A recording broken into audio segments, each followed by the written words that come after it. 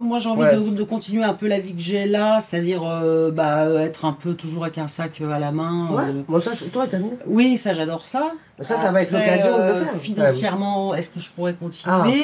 Oui. Ouais, c'est la seule question. Vieille. À la retraite, je suis encore plus sûre d'une chose. Je suis une privilégiée. Car avec l'âge, c'est clair, l'argent fait toujours plus le bonheur car on en gagne moins. En moyenne, on ne perçoit plus à la retraite que 75% de ce qu'on touchait en travaillant. Même si dans mon groupe de copines parisiennes, on est toutes cadres avec des bons salaires de fin de carrière, la perte de revenus inquiète quand même. Vous écoutez Vieille, un podcast d'Agnès Molinier, produit et réalisé par Slide Podcast.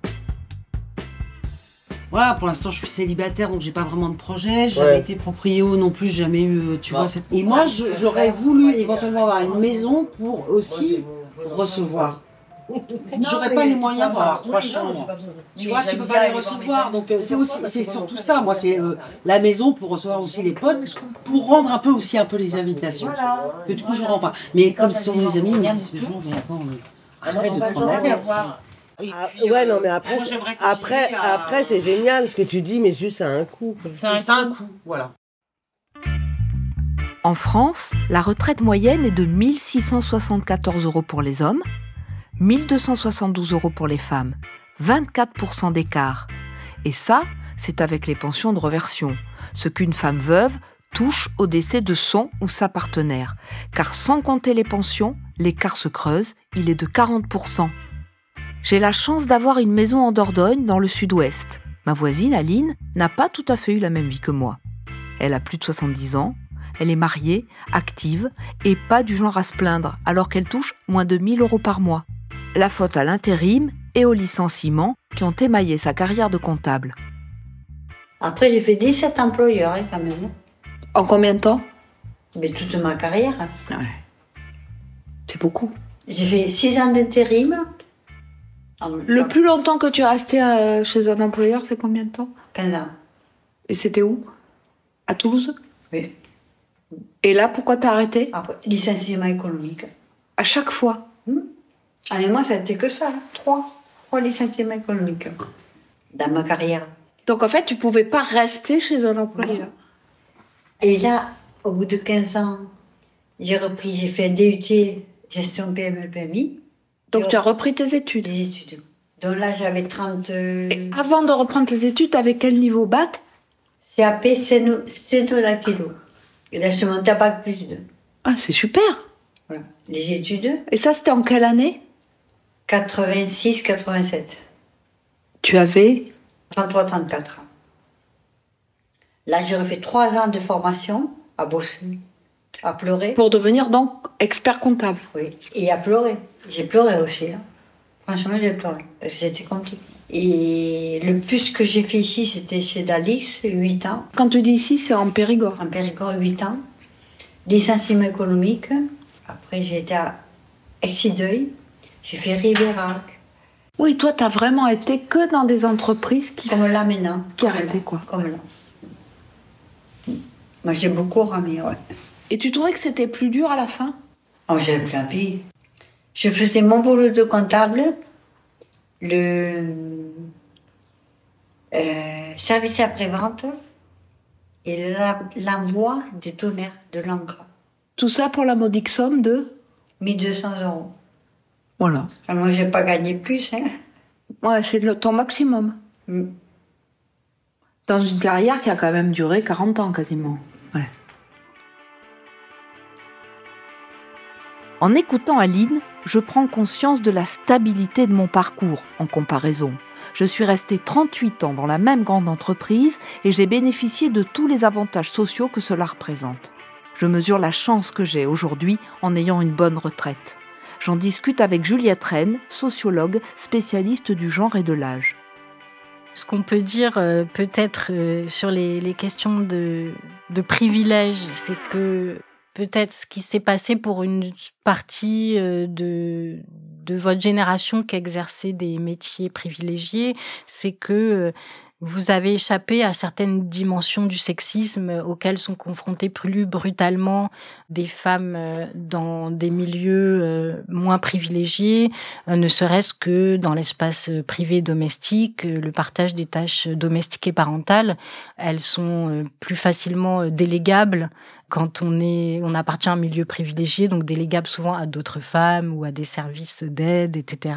Et dans ce cas-là, les tensions sur la parité sont un petit peu étouffées ou mises sous le tapis parce que y a ces ressources économiques qui les rendent moins prégnantes au quotidien. C'est plus facile de bien vieillir dans ma situation, en tout cas financière. Oui, alors bien vieillir, effectivement, c'est aussi une question de ressources tout au long de la vie, à la fois du métier exercé, de ressources économiques et de conditions de vie. Il a été théorisé par certains gérontologues ou par certains experts des politiques publiques qu'il fallait faire de la prévention et qu'une manière de lutter contre l'agisme et la dépendance, puisque il y avait ces deux choses qui étaient pensées ensemble, c'était de promouvoir des normes du bien vieillir et donc tout un tas de pratiques de santé qui évidemment sont tout à fait importantes et louables, mais qui présuppose parfois que tout le monde est égal dans la possibilité de accomplir ces normes et on voit bien que il y a une telle inégalité sociale de l'ensemble des parcours de vie et professionnels que certains groupes sociaux sont beaucoup plus pénalisés dans la possibilité d'accomplir ces normes puisque pour faire du sport et bien s'alimenter, il faut avoir exercé un métier qui nous permet d'être encore en forme et puis avoir des moyens financiers de bien s'alimenter. Tous ces éléments-là ont été aussi critiqués par d'autres sociologues parce qu'ils donnent une vision un petit peu trop individualiste de la vieillesse. C'est-à-dire qu'au fond, ça pourrait laisser entendre que ceux qui vieillissent mal, c'est parce qu'ils n'ont pas respecté ce guide des bonnes pratiques et non pas parce qu'il y a des inégalités sociales structurelles qui fait que le vieillissement est simplement la conséquence de l'ensemble d'une vie de labeur ou voilà.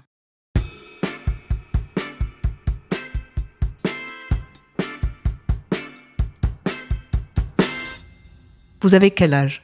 66 ans. Et je m'arrête pour de bon là à la fin de l'année. Je vais essayer d'aller jusqu'à la fin de l'année. Je suis bien obligée de m'arrêter, avant que ce soit trop tard.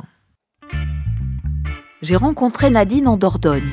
Depuis 6 ans, elle est obligée de continuer à travailler, et ce, malgré son corps cassé. Elle cumule sa pension de retraite et un salaire à temps partiel comme aide à la personne. Chez les hommes, ce sont plutôt des cadres ou des indépendants qui cumulent emploi et retraite, par choix, pour maintenir un certain statut social. Chez les femmes, non. 1 sur 2 est ouvrière ou employée. La raison est économique, exactement comme pour Nadine. Vous pouvez me raconter un petit peu votre carrière, tous les métiers que vous avez faits ? En 75, j'avais à peine 17 ans, je pense. J'ai été embauchée dans l'usine Této à Saint-Cyprien. J'y suis restée 15 ans. Travaillé à la chaîne, la couture à la chaîne, sur des grosses machines. Et quand je suis rentrée, je savais pas J'ai appris sur le tas. Et j'ai appris sur le tas, j'y suis restée 15 ans. Et en 90 à peu près, j'ai démissionné pour suivre mon concubin. On est parti dans les Hautes-Pyrénées, à Tarbes. Je suis tombée enceinte. On n'y est pas resté longtemps. Après, on est parti à Brive, en Corrèze. J'ai accouché à Brive. Et malheureusement ou heureusement, je sais pas, mon couple n'a pas marché, je n'étais pas mariée, mais donc je suis revenue en Dordogne toute seule avec mon fils. Et il a bien fallu, je travaillais pas du temps quand j'étais avec mon concubin, il a bien fallu que je retrouve du travail. Par hasard, j'ai trouvé du travail à domicile. Et petit à petit, je me suis formée pour l'aide à la personne, âgée dépendante, handicapée, la fin de vie, enfin tout ce qu'on peut, voilà. J'ai validé mes acquis et c'est pour ça que je suis assistante de vie auprès de personnes âgées dépendantes. Si on veut gagner sa vie en travaillant à domicile, faut aimer ça. Faut aimer les gens, faut aimer le contact, non, on gagne pas sa vie, on gagne sa vie, mais sans plus. Parce que malgré tout, le contact auprès des personnes âgées, le contact en général, j'aime bien, ça manque. Voilà, j'aime bien. Je discute avec eux, ils me racontent leur vie. C'est sympa. Souvent, je suis persuadée qu'on en sait plus que leur propre famille, que leurs propres enfants. Et même des fois, certaines personnes âgées, je les sens malheureuses parce que les enfants ne sont pas très présents. Et moi, ça me fait mal au cœur. C'est un métier où vous bougez beaucoup, c'est assez physique. C'est plutôt physique, bouger beaucoup, oui, dans la journée, sur une journée, parce que quand j'étais à temps complet, sur une journée, on peut avoir 5-6 personnes. Donc, et c'est physique en même temps, quand il faut manipuler les personnes pour la toilette au lit, ou les mettre sur la chaise percée, ou dans la salle de bain, ou voilà. C'est assez physique, oui. D'ailleurs, maintenant, je peux dire que j'ai mal partout. Hein. Le dos, les lombaires, les épaules, les genoux, les hanches, oui, oui. Donc, évidemment, ça se voit pas forcément quand on est... mais je suis assez volontaire. Je suis pas douillette, si vous voulez. Mais des fois, c'est dur. Avant la retraite, oui, j'ai eu des problèmes aux épaules, aux cervicales. Et donc, avant l'âge de la retraite, donc j'ai eu un arrêt maladie de 2 ou 3 mois à peu près. Donc, ce qui m'a motivée à prendre ma retraite, longue carrière de toute façon. Et puis après, donc, comme je me suis un peu reposée, j'ai repris une activité à temps partiel, oui, que le matin à temps partiel, oui, pour pouvoir m'occuper correctement de mon fils, que j'ai, on peut dire, élevé presque seul, oui. Oui. Est-ce que vous appréciez, même si j'entends vos difficultés, est-ce que vous appréciez finalement votre situation aujourd'hui ? Oui, malgré tout, hein. Moi, je suis bien chez moi, j'ai ma famille autour, même si c'est difficile, tant que je peux rester dans cet appartement, qui malgré tout, c'est pas mal. Hein, oui, moi, j'apprécie ma vie maintenant. Bon, maintenant, on sent que le temps passe vite. Le temps passe vite et j'espère pouvoir profiter assez longtemps de mes petits-enfants, de mon fils et ma belle-fille, qui est mignonne comme tout d'ailleurs, et de mes petits-enfants qui sont tout. D'ailleurs, ce soir, je récupère mon petit-fils, l'aîné, et je le garde le mercredi, et puis on va se promener. On va visiter. Voilà.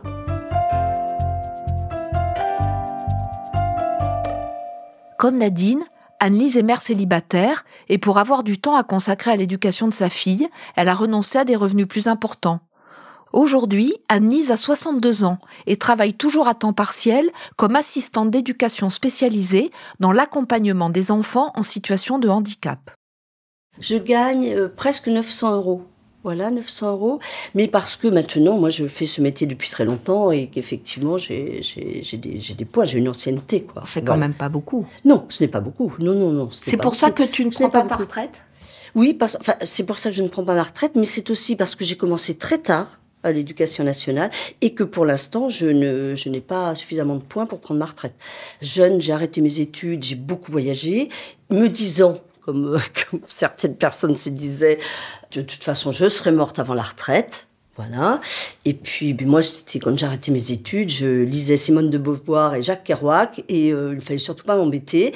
Et puis voilà, et c'est à la trentaine que j'ai commencé à me poser. Mais après, bien sûr que maintenant, je ne suis pas morte comme je le pensais avant la retraite et que maintenant, je n'ai pas assez d'argent pour m'arrêter. Comment vous vous débrouillez alors avec l'argument financier, avec le fait que vous gagnez peu d'argent ? Eh bien, on vit avec peu, on vit avec moins. Voilà, j'ai un petit loyer. Alors, par exemple, je ne suis pas propriétaire de ma maison. Et puis, oui, je fais attention à mon budget. Mais j'ai toujours eu cette habitude-là. Donc, effectivement, je ne me sens pas... Je n'ai pas l'impression de me frustrer beaucoup. Alors, effectivement, je ne voyage plus. Effectivement, il y a beaucoup de choses que je ne fais pas, mais ça ne me frustre pas, en fait. Vous avez élevé votre fille seule. Est-ce que ça a eu des conséquences sur vos choix de vie ? Oh, je pense que toujours, oui, mais en fait, je me suis sentie très libre aussi. C'est une situation un petit peu spéciale parce que cet enfant, je l'ai eu tardivement, hein, enfin tardivement. Je l'ai eu à 35 ans. C'était un souhait. Je savais qu'avec son papa, nous ne vieillirions pas ensemble. Je savais aussi que si on devait se séparer, c'était quelqu'un qui avait déjà beaucoup de mal à trouver sa place dans la société, beaucoup de mal à s'assumer, qu'il ne m'aiderait pas énormément. Mais du coup, j'étais très libre d'élever notre fille comme je le souhaitais. Et c'est pour ça que vous avez choisi un métier qui vous laissait du temps? Effectivement. Bien sûr, c'est comme ça que je suis rentrée à l'Éducation nationale. Parce que très vite, j'ai réalisé que ce serait compliqué, seule, d'avoir un enfant qui aurait le rythme scolaire si moi je faisais autre chose. Voilà, oui, bien sûr. C'est ce qui a déterminé mon choix d'entrer à l'Éducation nationale, oui. Comme Anne-Lise, 80% des personnes employées à temps partiel sont des femmes. C'est une des explications aux écarts de revenus entre hommes et femmes, même dans les métiers diplômés. Alors il y a le fait qu'elles ont un temps de travail un peu moins grand, parce qu'elles s'occupent des enfants pendant leur... Donc c'est pas que les écarts de salaire à poste égal, c'est aussi en temps de travail. Marie Charelle, journaliste et autrice de Qui a peur des vieilles? Il y a parfois des progressions de carrière qui sont ralenties parce que les enfants, mais pas que. Il y a aussi toute une génération de femmes, la fameuse génération sandwich, qui, quand elles arrivent à 50, 55 ans, il y a les parents dont il faut prendre soin. Donc, elles vont moins accepter de mobilité géographique, plus d'autocensure aussi dans leur carrière parce qu'il y a cette charge-là. Donc il n'y a plus les enfants à charge, mais il y a les parents. Donc il y a plein de facteurs qui expliquent aussi que les égalités de revenus perdurent. C'est aussi le fait qu'il y a toute une partie des femmes qui travaillent dans les métiers estampillés féminins, du soin, les infirmières, les aides à domicile, etc., qui sont des emplois moins payés. Parce que on considère encore que le soin, le care, c'est quelque chose par essence féminin, donc ça a moins de valeur marchande que des compétences en informatique. C'est quoi, parce qu'on considère que c'est moins difficile ? On considère que c'est naturel chez une femme, qu'elle s'occupe des enfants, des autres, donc pourquoi payer quelque chose qui est presque hors marché, puisque c'est naturel. Et ça explique vraiment pourquoi les métiers du care sont moins bien payés, alors que si on est un peu bête et méchant et qu'on regarde les lois de l'offre et de la demande, vraiment, quand il y a une pénurie d'un certain profil, comme les ingénieurs ou les développeurs, les salaires augmentent. Mais ça marche pas avec le soin. Ou les infirmières dans les hôpitaux, par exemple. Les infirmières, il y a une pénurie d'infirmières, mais il n'y a pas de hausse des salaires. Alors que normalement, pénurie, hausse des salaires. Mais ça marche pas pour le soin. Et puis, il y a les inégalités de patrimoine, qui est un autre volet qui commence à être documenté aussi. Il y a des travaux qui montrent que dans la transmission du patrimoine, donc dans des parents quand ils donnent à leurs enfants, en fait, ils donnent pas la même chose aux filles et aux garçons. Donc déjà, il y a des inégalités à ce niveau-là. Évidemment, la loi dit qu'il faut qu'on donne la même chose aux filles et aux garçons. Mais dans l'activité même des notaires, par exemple, il faut plutôt donner le commerce, l'activité productive aux garçons, et une somme supposée équivalente à la fille. Mais souvent, cette somme est un peu sous-évaluée. Et puis, l'activité productive revient aux garçons. Voilà, je schématise un peu les choses, mais il y a des inégalités déjà dans la transmission. C'est un effet de Titule-Lecoq qui montre l'argent de poche. Les parents vont avoir tendance à donner un peu plus aux garçons et aux filles et leur faire plutôt des cadeaux. Donc il y a un rapport à l'argent qui est différent déjà dès l'enfance. Et donc tout au long de la vie derrière... Et que les femmes de fait ont intégré. Et même dans des couples diplômés, diplôme égal, qui se pensent modernes, équilibrés, on voit que c'est quand même souvent les femmes qui font les courses du quotidien et les hommes qui vont plutôt gérer les placements du couple. Donc en fait le rapport à l'argent est très genré. Où qu'on regarde, on va actuer tout un tas de petites inégalités qui s'accumulent et qui expliquent aussi pourquoi ces inégalités à la retraite, c'est pas que la retraite, mais aussi le patrimoine, mais aussi qui a gardé la maison ou la voiture ou voilà. Donc c'est sans fin.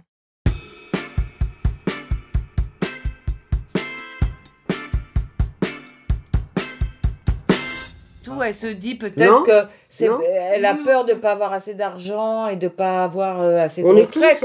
On est tous là-dessus, non? C'est ça, oui, moi j'aurais une petite retraite. Voilà, c'est ça. Voilà. Et c'est ça son souci. Non, mais tu t'inquiètes, je comprends. Moi, qu'elle s'inquiète, je comprends. Bah oui. Que tu t'inquiètes comme toi, Kat, hein. Tu t'es pas arrêtée, tu t'inquiètes. Moi je me suis inquiète. Et Nat, elle est pareille. Elle s'inquiète et c'est normal. Après, moi j'ai regardé. J'ai regardé le timing. Hein. Ah bah oui. Tu te dis, comment je vais faire si je gagne moins et tout ça, ce qui est normal. Après, tu t'aperçois que la retraite moyenne, elle est tellement faible. Et que nous, on s'en sortira bien. Vous venez d'écouter le 4e épisode de Vieille, un podcast d'Agnès Molinier, produit et réalisé par Slide Podcast, direction éditoriale Christophe Caron, production éditoriale et prise de son Nina Pareja, montage et réalisation Aurélie Rodriguez. Retrouvez la suite sur Slate Audio et toutes vos plateformes d'écoute préférées. Merci à Sabine, Isabelle, Nat, Katia, Aline, Nadine et Anne-Lise Merci aussi à Juliette Rennes et Marie Charelle pour leur participation à ce podcast.